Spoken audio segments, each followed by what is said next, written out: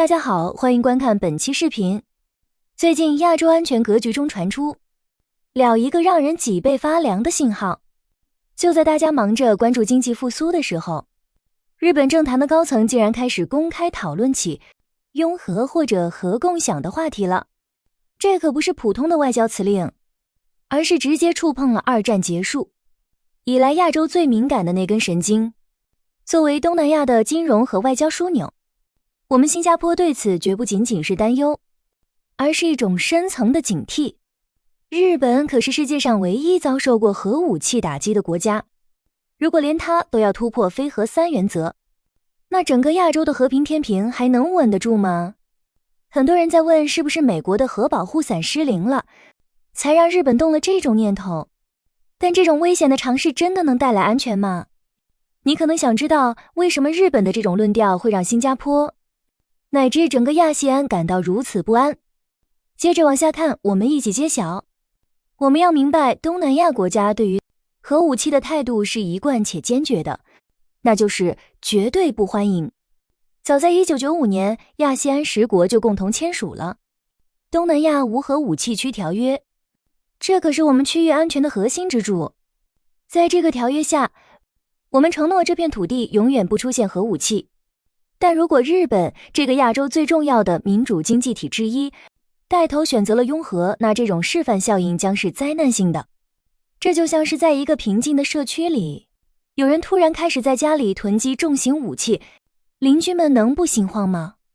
一旦日本开了这个先例，韩国会不会跟进？甚至东南亚某些国家的极端势力会不会也动了歪脑筋？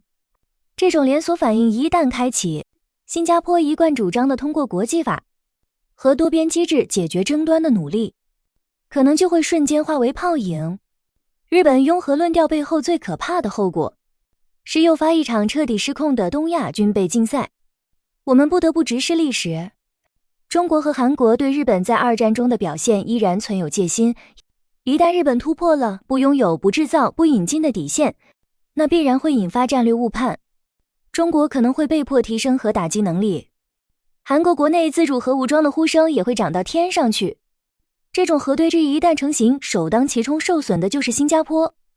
大家别忘了，新加坡是靠贸易吃饭的，我们的命脉全在海上的航行自由。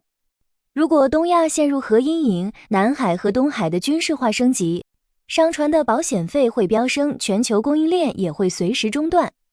到时候这种池鱼之殃将直接切断我们的经济命脉，而这种代价是任何一个国家都无法承受的。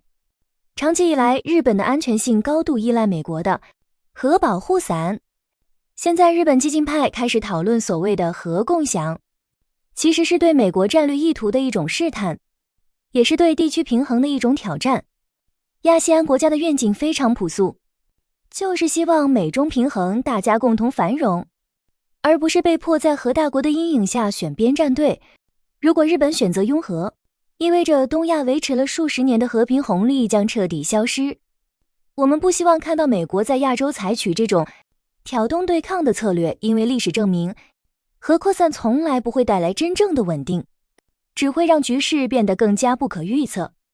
这种平衡一旦被打破，那些所谓的战略防御，最后可能都会变成点燃火药桶的火星。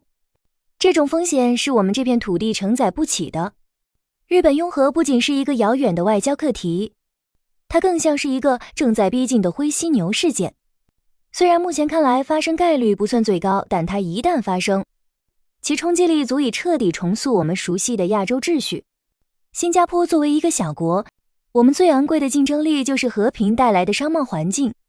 如果日本破了例，最后买单的将是整个亚洲的平民百姓和像我们这样依赖全球化的经济体。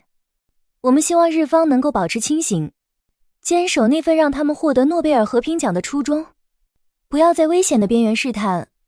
看完日本政坛的这些动向，你觉得日本真的会走向拥核吗？你认为在核大国的夹缝中，亚细安应该如何自保？欢迎在评论区留下你的理性思考，我们一起守护这片土地的和平。